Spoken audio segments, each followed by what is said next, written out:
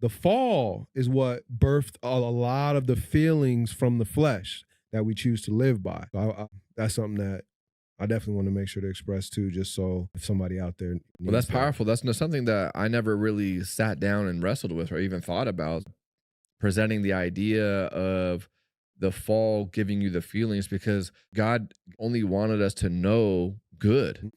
He didn't want us to know evil, which is why he told us, do not eat from that tree. And so when he consumes of that tree, the fall happens and our eyes are open to the things that he didn't want us to see. Wow, it's just that's a powerful revelation, because you can people could pretty easily identify if they're operating out of their feelings. I would say, and if you can make that connection of, hey, I'm operating outside of a feeling right now, that it's probably pretty destructive.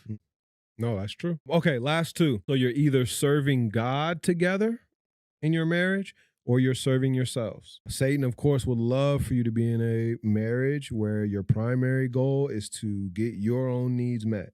Do what you want to do in spite or despite what your spouse feels, thinks about the situation. And then the last one, which is a very powerful one, you're in a marriage where you both are operating in a space of ownership of that marriage or a space of stewardship. A lot of people get married and they look at their spouse as your mine. You're here for me. You are here to make me happy. I actually own you as your wife or as your husband. You may not say that, but the way that you're living in the relationship is saying that. Versus, wow, you're actually a gift from God, that he's called me to steward well. God, teach me how to steward my wife well. God, teach me how to steward my husband well, if you're a wife. And that takes submission, because you actually have to learn that person. If I'm married, well, we can go back to the Old Testament. If I was married to two women at the same time, which I'm not and I never will be, the way that I steward one wife is not going to be the same way that I need to steward the other, because they're different. We can talk about children. If you have multiple children, God will call you to steward all of them well. You have multiple daughters. You can't steward one daughter the same exact way you steward the other one. They're different. They're in different seasons, different maturity. They have different gifts. They receive love differently.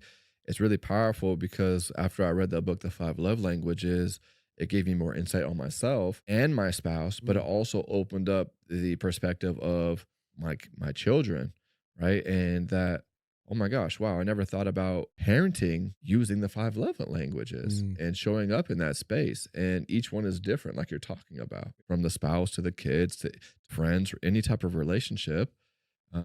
So that's powerful, understanding that stewardship may look different.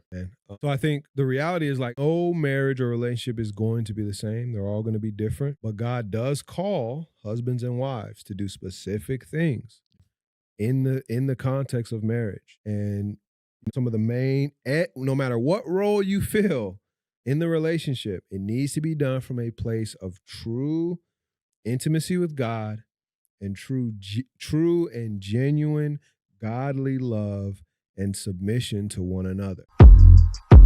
Welcome to the family. Yeah. I had to let my old people go. Pray they don't get mad at me.